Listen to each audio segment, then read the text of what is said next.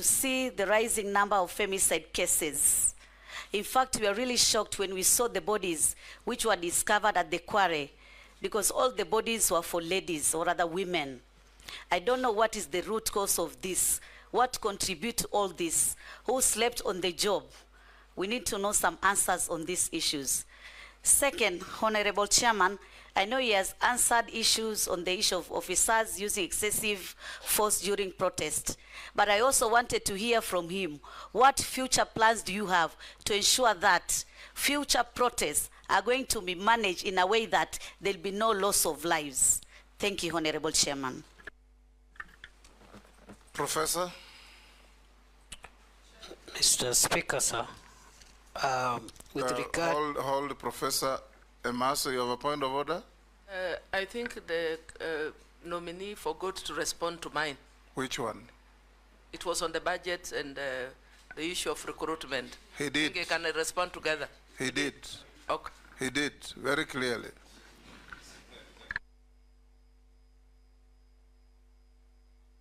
I know was misleading you to raise that issue.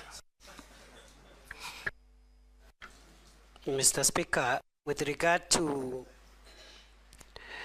the police officers who have been in court about salaries, mainly these were graduate police constables, people or officers who joined at constable level.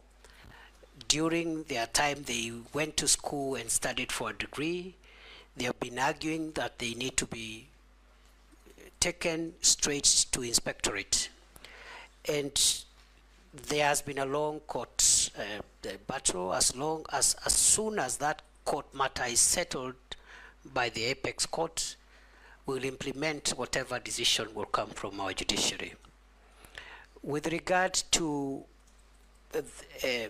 that matter going forward, we will implement the recommendations of the Maraga Task Force, which creates two-tier police service where you can serve in the lower ranks, and the academic requirements are different. You serve from constable to senior sergeant, or you enter the police service at inspectorate level if you are a graduate as a cadet, so that we professionalize a little more the police service and also expedite leadership generation through cadets who can assume responsibility as OCSs and commanders at county level and so forth, to avoid a situation where you have officers seeking to extend their time in office at senior levels simply because of a lack of generation of younger commanders. With regard to the motivation, we are working with the National Police Service Commission, and if I am approved, I will proceed with this discussion to provide a clearer policy on promotions, transfers, and some form of reward system which will help motivate our officers. At the moment, before I left office, we were implementing the 3-year transfer policy. I think we were at 45% compliance because of the logistical and the financial implications. If I am reappointed, if I am approved by this House, I will complete that 3-year transfer policy to make sure that it happens.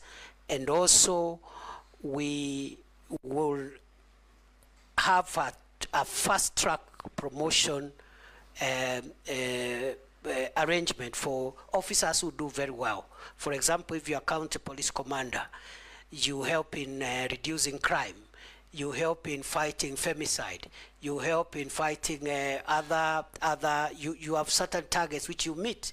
You should be promoted faster than somebody else who is in the same level, but their performance indicators are in the negative. Finally, I've been asked 2 questions by the Honorable Mishimboko. The first one is on femicide. It is true, the cases of femicide we are seeing are worrying for the country, and it's also true we have critical gaps, especially at the lower levels of our policing and security apparatus, both the National Intelligence Service, the National Police Service, and also Ngao. And those are things that we need to work on to avoid situations like what we are seeing. The incident that happened in Kware is quite devastating, quite a grave breach of the security of our women, and it's something that I'm taking with all seriousness. Finally, what plans will I have if I am approved by this House to ensure that we do not have loss of life when citizens exercise their right under Article 37? I will be finalizing for publication the guidelines under the Public Order Act, the one I explained earlier, not to take away the light, but to facilitate, to create an environment where it can be enjoyed, to create responsibility on those who are having protests. Because if you say you have a protest to Parliament, for example, and the designated area for protest can only accommodate 1,000 protesters, you cannot say, I want 2 million protesters outside Parliament, because it's not feasible. So we'll have to give those guidelines so that as Kenyans can enjoy these rights while respecting the rights of others in accordance with the Constitution. I submit. Sharia? Thank you.